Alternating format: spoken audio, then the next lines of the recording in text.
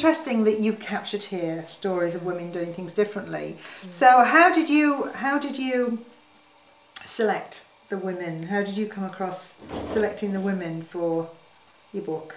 This lovely book. I did it in a feminine way. Yeah. I sat quietly in a space. So I had this inner guidance that I needed to write a book. So even though I had the message about the Pilgrim Mothers, I wasn't quite sure what sort of format it would take. I woke at 3 o'clock in the morning with this really clear voice, this knowing that I had to write a book. And I sat there quietly and I meditated and I just had a time of quiet reflection, and I started writing a wish list of who I wanted in the book. So I have actually, over 2012, interviewed nearly 30 women for, I suppose, my first 3 books in a way. And you're in the first one, which was my inner guidance, that it was British women entrepreneurs who were doing things differently. And in fact, it was really strange because I'd thought I had my full complement of 9 for this book. And then again, that inner voice was telling me that one of the women belonged in another book.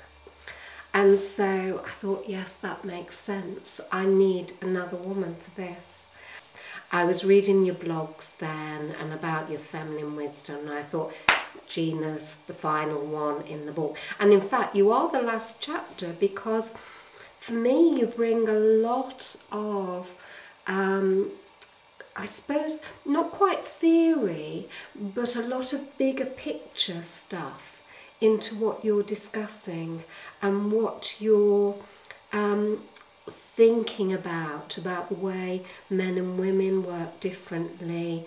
And I felt that that was a fitting end to the book, to lead on to what are the next stages, what are the lessons that we can take from all the women in the book, to learn about how women can do business successfully without selling out and being too masculine.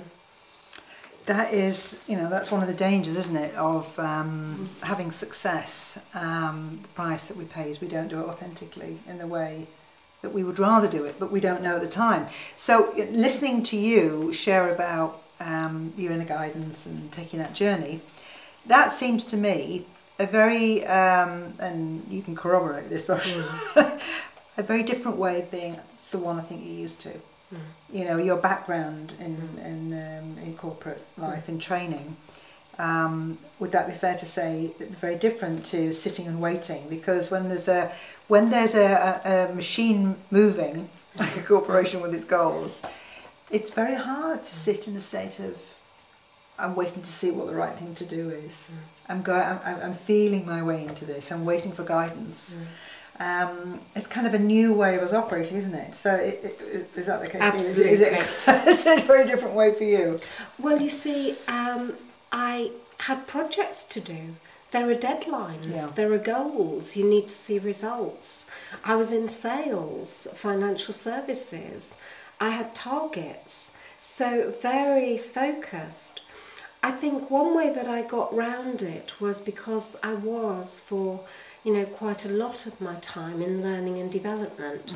So I could actually nurture people. So although I had the masculine goals and needed outcomes, and I had to be focused, because let's be honest, we need some masculine energy as well. I have to have the balance. But I could counterbalance that by using my intuition and nurturing people within the organisation. So I was able, I think, not to entirely sell my soul and go all out in the masculine way.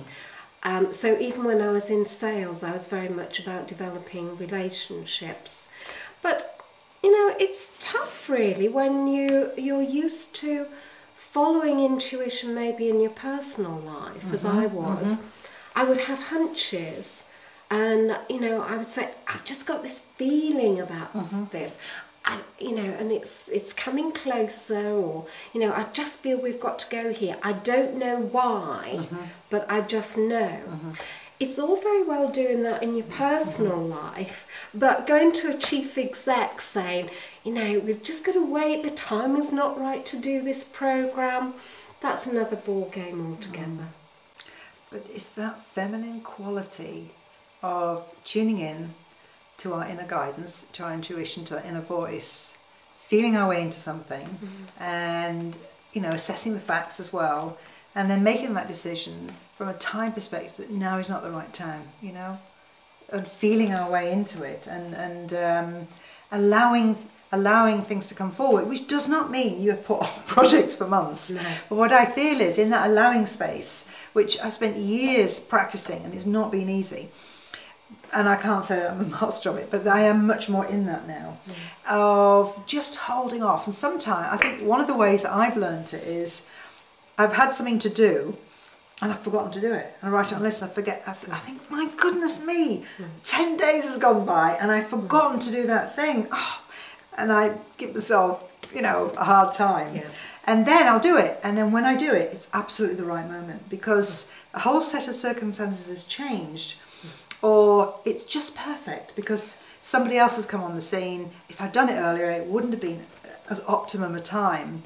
So I'd done it by default, in a sense, by forgetting. Yes. So now if things literally leave my mind and consistently I forget them, I think, well, there has to be a reason. Then I will tune in and go, well, when is the right time? Or I'll ask a different question, because when we ask a question, we get a response. It's when we don't ask a question, we don't explore that rich resource inside us of intuition, we don't get the answers.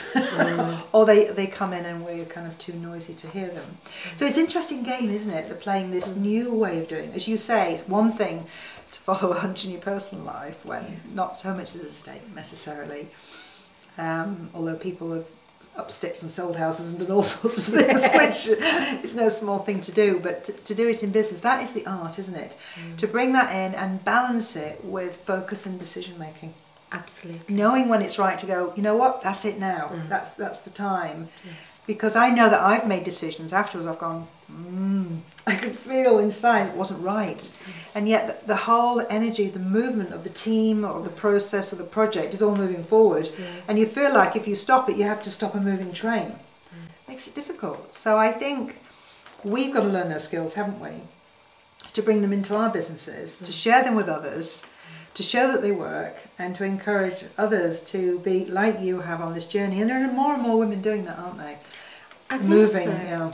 yeah. And I think it's one of the reasons why women are leaving the corporate world in such great numbers, because they're finding it hard to keep their feminine qualities within that environment that doesn't value them. I mean, it's one thing when it's just you that's maybe delaying something. With this book, I'd started doing speaking engagements because I was asked to in November. I didn't have a title for the book then. I hadn't finished I'd written the introduction, I think, but I hadn't got the conclusion. And I thought, why is it? I didn't have the title, didn't have the conclusion. And so, as you said, you have to ask. So I sat in a quiet space and said, what am I missing? I'm missing something here. Why can I not write, this final chapter?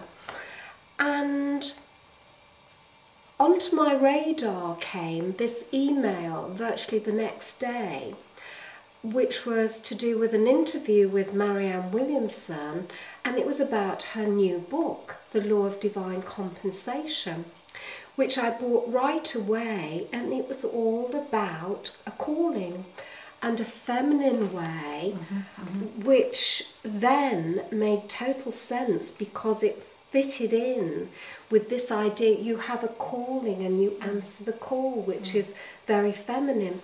So in fact, I couldn't write my final words until I'd read that book.